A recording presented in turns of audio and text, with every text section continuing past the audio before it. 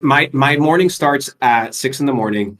The first hour of the day, I focus on stretching. I focus on supplementation, and I focus on walking and like just exercising, making sure my mobility is in check for the day.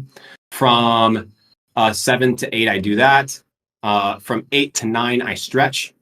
From 8 to 9, I focus on reading and on writing and on education. So I focus on myself. Then at 9 to 11 in the morning, I have what are called my product meetings.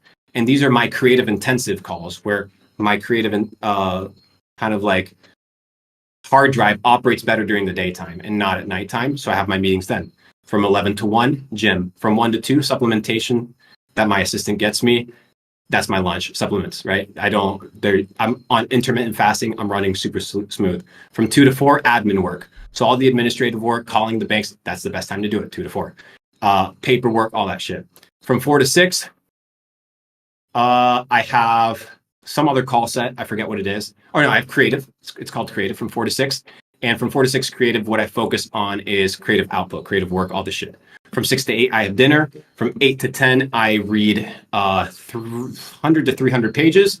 And by 10 o'clock, it's lights out on social media and all that shit. So sometimes you'll see me breaking my rules, but most of that's auto posting shit at like 2 in the morning and stuff like that. That's how I manage my goal setting. So Luke, what are you doing? Like, what's next? Well, what's next is tomorrow I got to wake up and do this shit. Yeah. Right. Tomorrow I have to wake up and do what I told myself that I was going to do. That's it.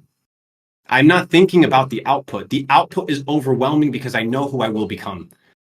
Right. So I'm not focused on the output. I'm focused on the input. And by natural law, like I've said it before, the second law of thermodynamics, and I'm a big advocate for understanding and applying natural law into your business because you operate in a natural world. So you're bound by natural law. So if you understand natural law, you can utilize natural law to your advantage and understand how the world works in a systematic format. But the second law of thermodynamics, like I stated, energy can neither be created nor destroyed. It can only be what? Transformed. Right? So I'm not focused on the output because I know that the energy will be transformed. I am focused on the input of the energy in a certain way, right? Alchemically being able to turn that into success. Why? Well, because I understand through examples and through history and through testimonials that if I do certain tasks and input my energy in certain places, I will receive an equal proportion an output that is relevant to the input. I'll give you an example. Exercising. If you do crunches with Mr. Belmar, with Nate, right? If you do his ab routine, his biohacking routine for 3 months and you're skinny, you'll get shredded.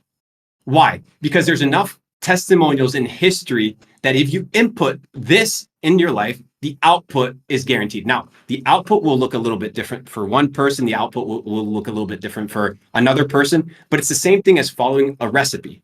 You and I can have the same recipe, but your chocolate chip cookies might taste slightly different, but you still followed the recipe, right? So in success, you have these recipes and these ingredients. So I built my daily goal list based off of understanding what each thing will yield in the future. And instead of focusing on yielding that in the future, I'm focusing on making sure that I plant the seeds today so that the fruit can be ripe and ready for the picking in due time.